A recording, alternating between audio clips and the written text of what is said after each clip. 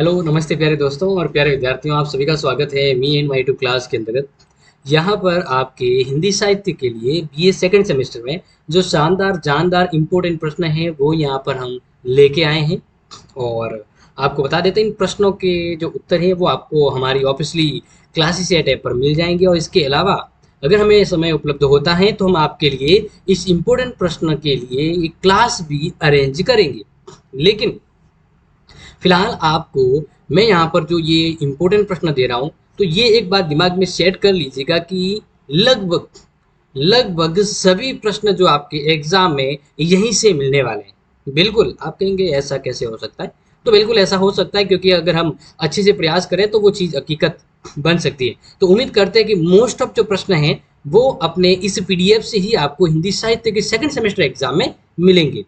तो देखते हैं यहाँ पर कौन से इंपॉर्टेंट प्रश्न है।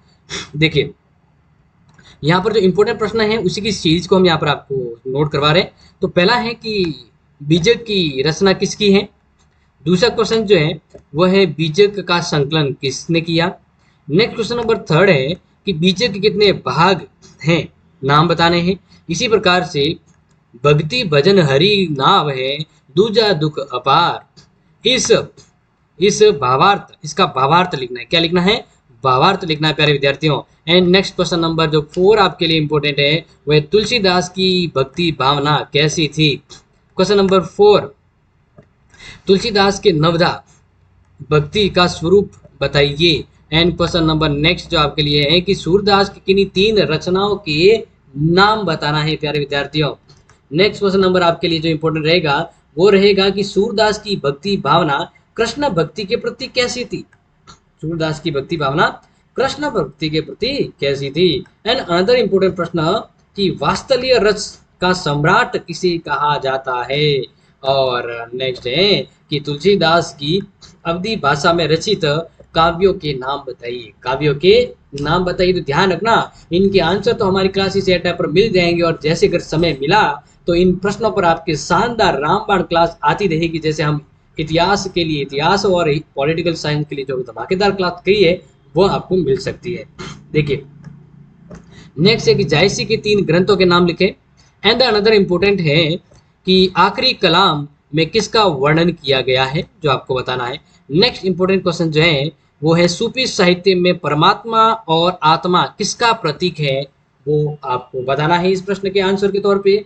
नेक्स्ट क्वेश्चन नंबर आपके जो इंपॉर्टेंट तीर की तरह धार रहेगा वो है कि कवि बिहारी के काव्य ग्रंथ का नाम लिखते हुए ये बताइए कि उनके ग्रंथ में कुल कितने दोहे हैं।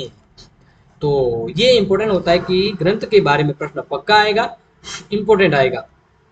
नेक्स्ट है कि भाई बिहारी किसके आश्रय में रहे थे, यानी बिहारी किसके संरक्षण में रहकर रचनाएं की थी। नेक्स्ट क्वेश्चन नंबर आपके रहेगा कि नहीं पराग नहीं मधुर मधु नहीं विकास ये काल, ये दोहा बिहारी ने किस राजा को संबोधित करते हुए लिखा है।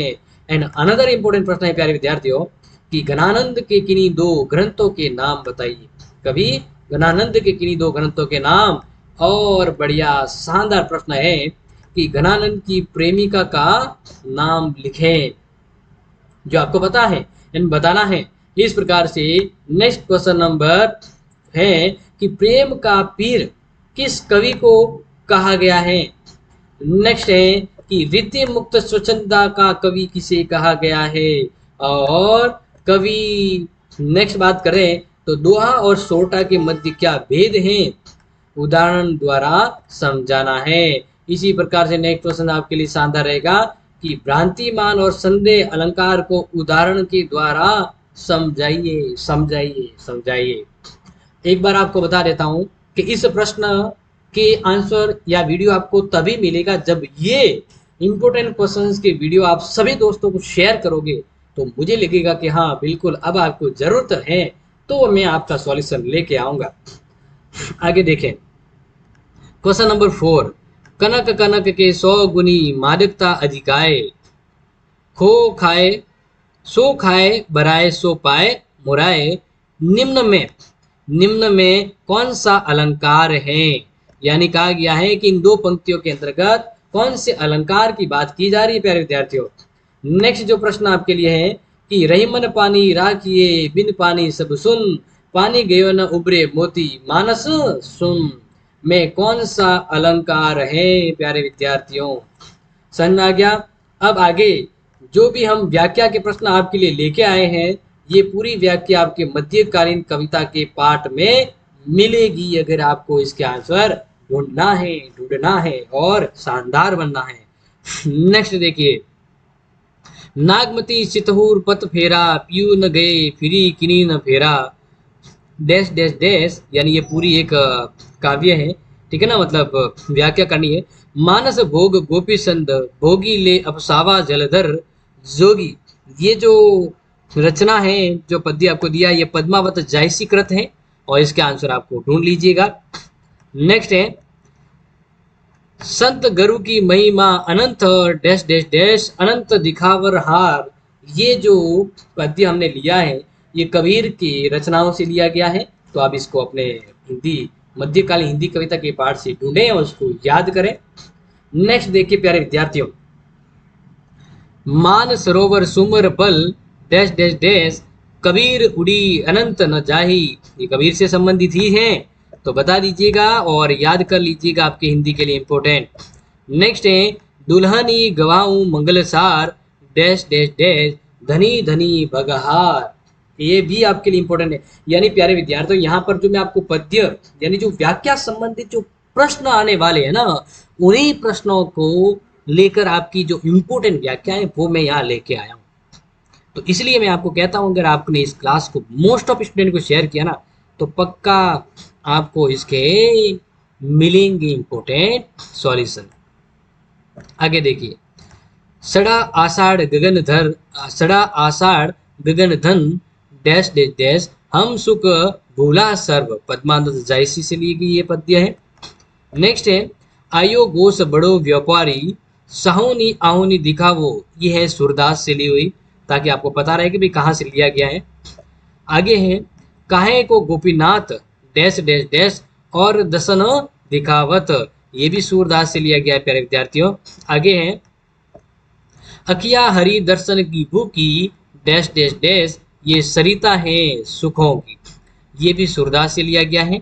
नेक्स्ट जो है, मुनि कह राम दंडवत किना डैश डैश डैश, जही जही भांति हीन बनु रानी, ये तुलसीदास से लिया गया है।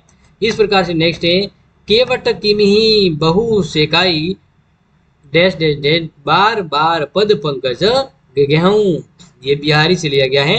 नेक्स्ट जो आपके हैं, अजो तिरहो तो री रहो, बास मुकुन के संग बनी सनी पर लाज, ये बिहारी से लिया गया है, इंपॉर्टेंट आपके लिए याद रख लीजिएगा। आगे बात करते हैं इसी तरह प्रमुख व्याख्याओं की जो प्रश्न आएंगे उसमें, तो पर बासे उबरसी समान, ये भी बिहारी से रहे।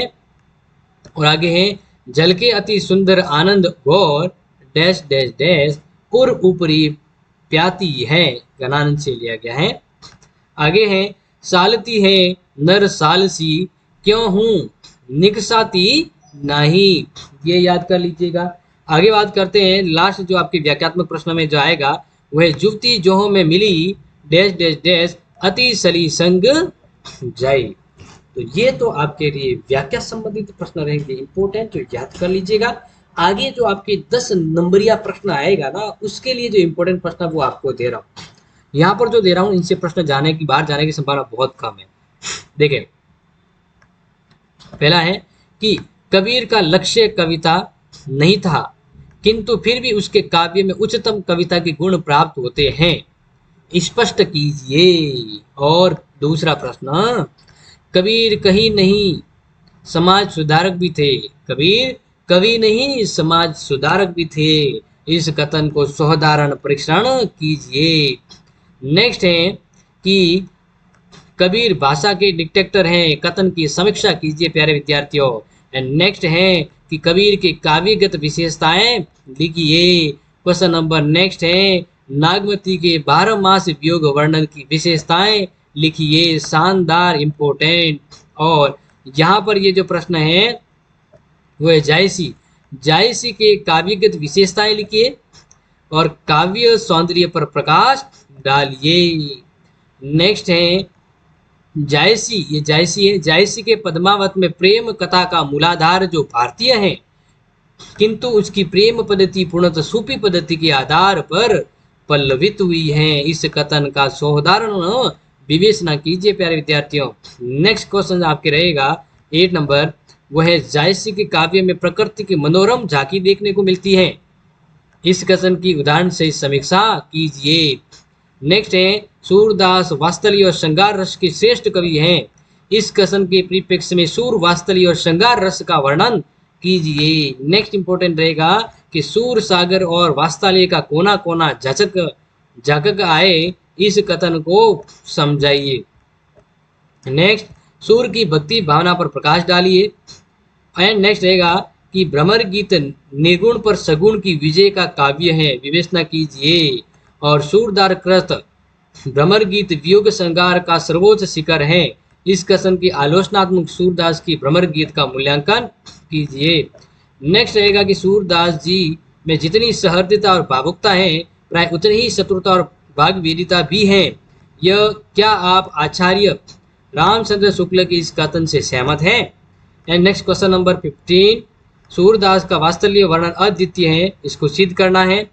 16 नंबर, तुलसीदास के काव्य में लोक मंडल को स्पष्ट कीजिए। नेक्स्ट 17 नंबर देखिए, तुलसीदास के समन्वयवाद को स्पष्ट कीजिए। तुलसीदास की काव्यगत विशेषताओं को उदाहरण से समझाइए। गोस्वामी तुलसीदास जी के काल में विशिष्ट का भाव सौंदर्य की दृष्टि से निरूपण कीजिए। एंड 20 नंबर, तुलसीदास हिंदी के सबसे महान कवि थे, इस कथन का विवेचन कीजिए। बिहारी के काव्य गागर में सागर भरने वाला है, कैसे? उदाहरण के द्वारा समझाना है। क्वेश्चन नंबर 22, प्रेम के पीर कवि घनानंद की प्रेम वंजना को स्पष्ट कीजिए। और बिहारी के काव्य सौंदर्य की को स्पष्ट कीजिए। क्वेश्चन नंबर 24, बिहारी के काव्य में भक्ति नीति श्रृंगार का त्रिवेणी संगम मिलता है, विवेचना कीजिए, विवेचना कीजिए। नेक्स्ट है घनानंद की काव्य भाषा की विशेषताओं को उद्घाटित कीजिए। और लास्ट इंपोर्टेंट प्रश्न है, घनानंद स्वच्छंद धारा के अग्रणी कवि थे, स्पष्ट कीजिए। तो प्यारे विद्यार्थियों, आपको इस प्रश्न का सबसे जरूरी है इंपॉर्टेंट प्रश्न का सॉल्यूशन वो भी तब मिलेगा जब आप इस प्रश्न को, इस क्लास को इतना लाइक कर दो, इतना आगे शेयर कर दो कि मुझे लग जाए कि हाँ अब आपको देना चाहिए। और हाँ, इस 26 प्रश्न के अलावा इसमें आपके छंद और अलंकार से संबंधित एक प्रश्न आएगा जो हमने ऐड नहीं किया है, बट वो ध्यान रखिएगा। बाकी इस क्लास को अपने दोस्तों को शेयर करें और इसके इंपॉर्टेंट प्रश्न जो है आपको अपनी me and my two class की प्लेलिस्ट में मिल जाएगा, तो वहाँ से आप जरूर जाएं और अपनी इस तैयारी को शानदार बनाएं। ठीक है जी, thank you so much, take care and have a nice day.